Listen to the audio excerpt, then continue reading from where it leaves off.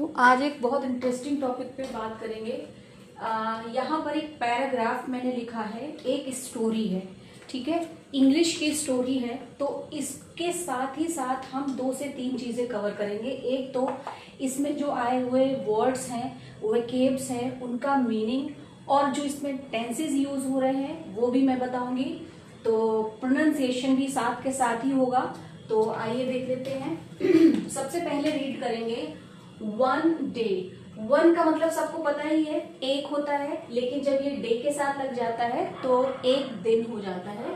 और one day the north wind and, north यानी ओ का जो प्रोनाउंसिएशन है वो इस तरह से चांद के आकार का जो बनता है, तो ये हो गया नॉर्थ, और जिसका मतलब होता है उत्तर या उत्तरी, ठीक है। विंड मीन्स हवा होता है, एंड से जुड़ा हुआ है, और सन गॉट इनटू एन आर्ग्यूमेंट।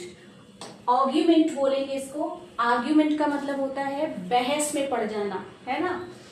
तो क्या इसका मतलब निकल रहा है, एक दिन जो उत्तरी हवा थी, यानी उत्तर की तरफ से चलने वाली जो हवा थी, और सन, सन मतलब सूरज, गॉट इनटू एन आर्ग्यूमेंट, ठीक है। गॉट का यूज में, इनटू का मतलब में है, और गॉट मतलब पड़ गए, किसमें, एक बहस में।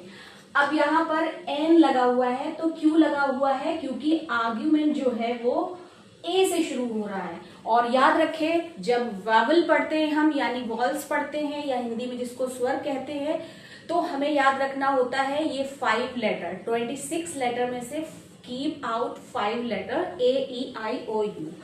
तो जो भी स्पेलिंग या जो भी vocabulary A E I O you से शुरू होती है, तो उसके पहले हम एन लगाते हैं, और बाकी की जितनी भी बी है, सी है, डी है, तो उसके साथ ए लगता है। और इसे हम कहते हैं आर्टिकल, यानी हमारे पार्ट्स ऑफ स्पीच में आर्टिकल्स होते हैं, और आर्टिकल्स कितने होते हैं, ए, एन और द। और इस पर मैंने ऑलरेडी वीडियो बनाया है, तो प्लीज आप चेक कर ले मेरे चैनल पर। तो फिलहाल हम यहाँ लौटते हैं। तो यानी कि एक दिन जो उत्तर की तरफ से बहने वाली हवा है, उसमें और सूरज में एक बहस छिड़ गई, यानी बहस में दोनों पड़ गए। अब देखिए, दे वॉन्टेड टू प्रूव, दे मतलब वे, दे एक से ज्यादा लोगों के लिए यूज होता है, यानी जब जहां पर एक से ज्यादा सब्जेक्ट होते हैं, डूअर होते हैं, स्पीकर होते हैं। 2 भी हो सकते हैं, यानी एक से ज्यादा का मतलब 2 होंगे, 3 होंगे, 4 होंगे। तो दे जो है ये थर्ड पर्सन है प्रोनाउन का, और इसका मतलब होता है वे लोग या उन्होंने। वांटेड चाहते थे, तो ये वांट की सेकेंड फॉर्म है, तो इसको वांटेड नहीं पढ़ेंगे, कुछ लोग इसे वांटेड कहते हैं, नहीं, वांटेड, ठीक है। तो जब मैंने प्रोनाउंसिएशन का पढ़ाया था लाइव भी, तो मैंने बताया था कि इंग्लिश के जो भी लेटर्स होते हैं वो बहुत सॉफ्ट स्पोकन होते हैं। वांटेड मतलब not like this, it's have to say wanted, get it, north wind the one day, ठीक है, वन डे। तो इस तरह से प्रोनाउंस करना है, यानी कि वो दोनों ही चाहते थे टू प्रूव।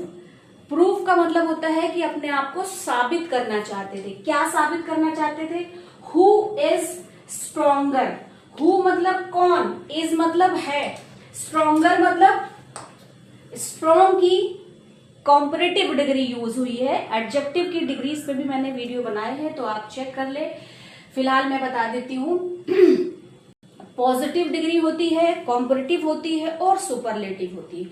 तो स्ट्रॉन्ग आपका पॉजिटिव है, जैसे ही इज स्ट्रॉन्ग, वो मजबूत है। अब बोला she is stronger than him या ही, तो यहां पर मैंने कंपैरिजन किया। अब बोलू I am the strongest person in my family, तो मैंने उसको सबसे अच्छा बताया। तो ये एडजेक्टिव की डिग्री है, और वो सब साबित करना चाह रहे थे कि कौन ज्यादा स्ट्रॉन्गर है, यानी शक्तिशाली है, मजबूत है, ठीक है। और अगर देखिए टेंस की बात करें, तो हमारा जो फर्स्ट वाला जो सेंटेंस है, उसको भी देखेंगे हम और टेंस भी देखेंगे। तो सबसे पहले यहां पर फाइंड आउट कीजिए नॉट कहीं नहीं लगा है, ठीक है।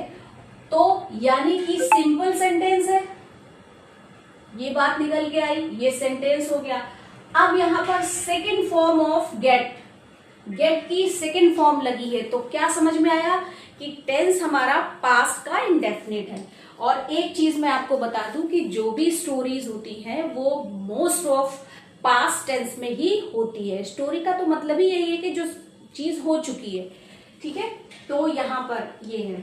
अब दूसरा जो सेंटेंस मैंने पढ़ा ये भी आपका पास्ट का ही टेंस है। अब यहां से आगे आएंगे, the north wind sad, not दा लगा हुआ है, दा भी आपको मैंने बताया कि एक आर्टिकल है दा। और एक चीज याद रखे, ए और एन ये दो इंडेफिनिट है,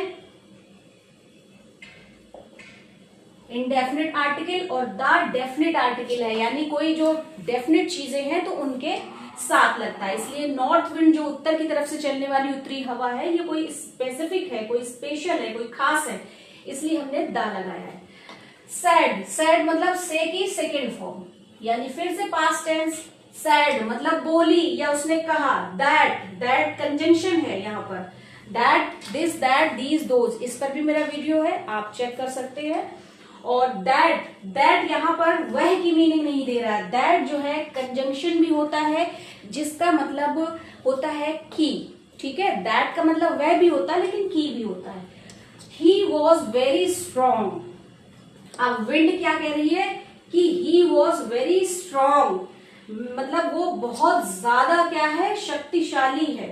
he said that he could make anyone do as he wanted, यानी ही सेड वो बोली, वो बोला कि ही कुड मेक एनीवन, वो कुछ भी बना सकता है, कर सकता था, as he wanted, जो वो चाहता था। कौन, यहां पर सबसे पहले कौन, विंड कह रहा है ना कि वो बहुत स्ट्रांग है और वो जो चाहता है वो कर सकता है। तो यहाँ पर कहने का मतलब यही है कि वो अपने आप की हाँक रहा है कि मैं जो चाहूं वो कर सकता हूं। अब यहाँ पर ही जो सेंटेंस है, ही जो है वो मेल के लिए यूज हुआ है, ठीक है। इसीलिए यहां पर भी ही है और ही लगा हुआ है, क्योंकि हम किसी की, वहां तो वो तुम यू था लेकिन यहां पर हम उसकी बात को बता रहे हैं, तो ही हो गया।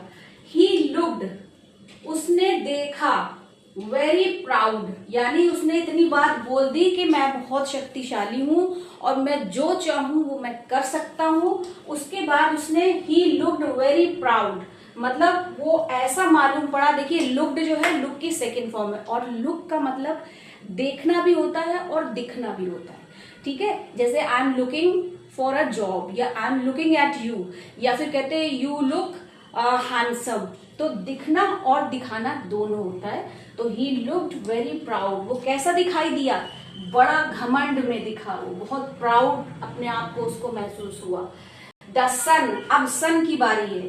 सन कहता है जेंटली, जेंटली मतलब विनम्रता के साथ। सन ने कहा, सैड मतलब कहा, दैट की all this is of no use, ये जो आप कह रहे हैं इसका कोई भी फायदा नहीं है, ये कोई प्रयोग वाली चीज नहीं है। क्योंकि जब वो उत्तरी विंड जो है अपने आप को बहुत हाँक रही थी अपनी बातों को, तो उसके बाद उसने बड़ी विनम्रता से बाद में उसकी बात सुनने के बाद बोला कि ये इसका कोई फायदा नहीं है, क्योंकि उसे पता था कि नोबडी इज टिमिड और नोबडी इज स्ट्रॉन्गर, सबका अपनी अपनी जगह पर इस्तेमाल है। तो ये एक स्टोरी थी जिसमें दोनों ही अपनी आप को साबित करने की कोशिश करते हैं, लेकिन एट लास्ट ये समझ में आता है कि कोई भी स्ट्रॉन्गर नहीं है।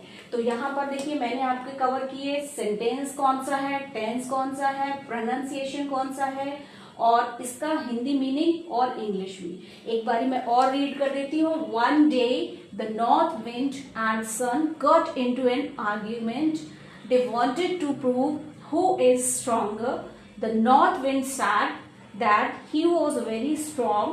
He said that he could make anyone do as he wanted. He looked very proud. The sun gently said that all this is of no use. So that's it.